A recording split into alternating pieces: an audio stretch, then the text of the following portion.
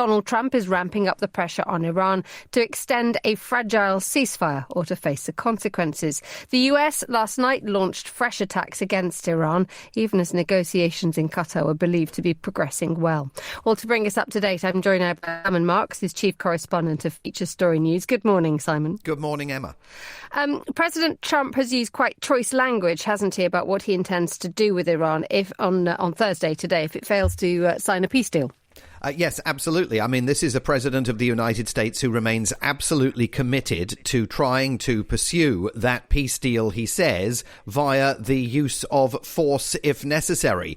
We heard from his Defense Secretary Pete Hegseth yesterday, who said if we need to negotiate through bombs, we'll negotiate through bombs. And that is very much the argument that the president of the United States has been engaged in. He says that Iran's military is defeated, their economy is lost, it's over for Iran, but he continues to say that if necessary he will push this military action through to a conclusion that sees the Iranians ultimately finally agreeing to the terms that he is laying down for what is of course purely a ceasefire extension, not at this point any kind of long-term peace agreement. But he sent that message over the last few hours via, according to an interview he gave to Fox News, 49 separate Tomahawk missile strikes.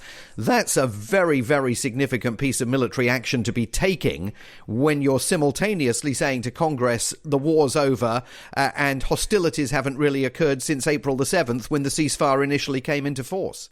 Indeed, and these fresher strikes happened overnight, and US Central Command said they targeted military surveillance capabilities, communication systems and air defence sites across Iran. Are we now saying that the ceasefire that is being negotiated in Qatar is over? Well, it certainly looks like it's in very grave difficulty, and I think it's worth underscoring that the United States itself said 24 hours previously that in the first wave of strikes it had struck at Iranian air defence, having for weeks insisted that the Iranians didn't have any air defence left. So there are huge questions again about the veracity of what Americans are being told about the nature of this conflict.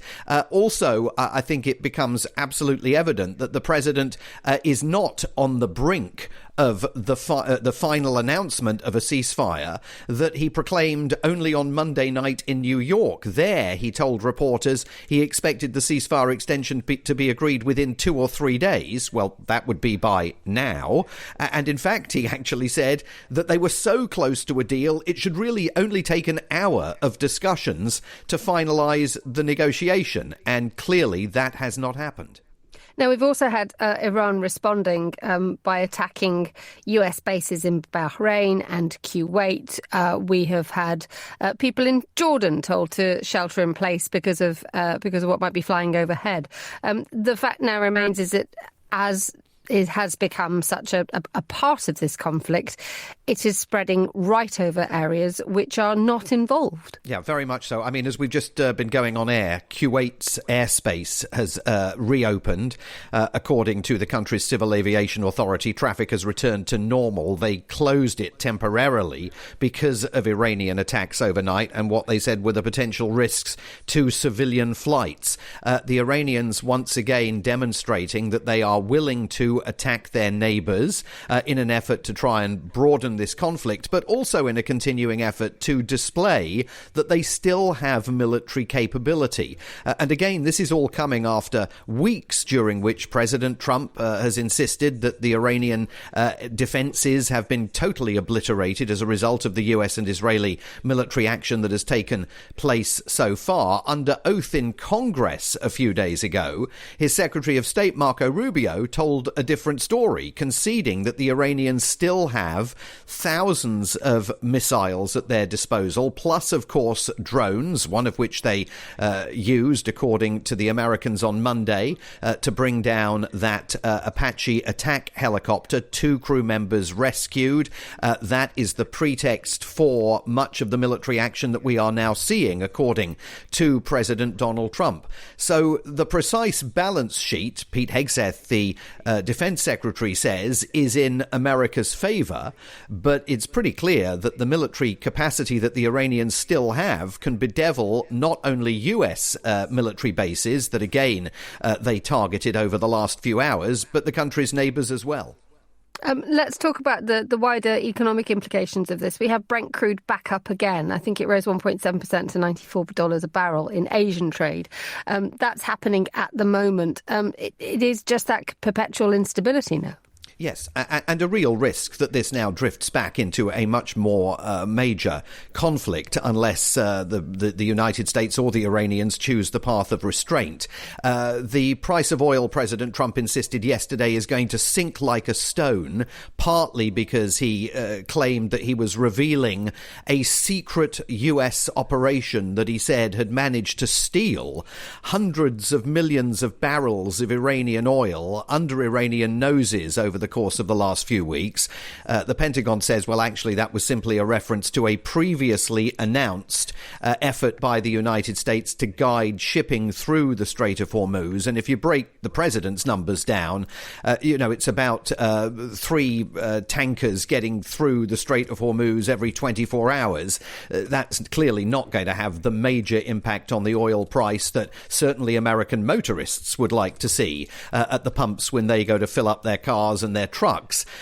So the economic impacts of this continuing to bite for a president of the United States who knows that his fellow Republicans are up for election and re-election in November, a snap of the fingers away in American political terms, and their prospects continue to look pretty dim as a result of those economic consequences.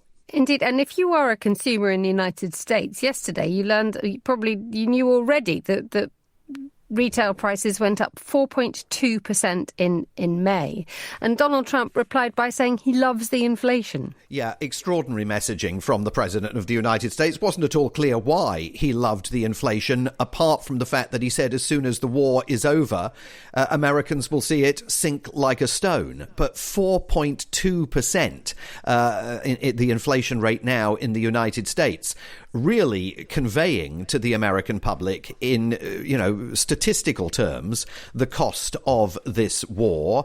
Now, the flip side of that is that last month the United States created 170,000 new jobs. So the White House continues to say that the American economy is weathering this storm. But those rising prices hitting every single voter in the United States are manna from heaven for Democrats who hope to seize control of both the Senate and the House of Representatives in November's midterm elections. And the longer this goes on, the tougher it's going to be for Republican candidates on the stump to convey to American voters that it's all going to be okay and President Trump has got this and you've got nothing to worry about.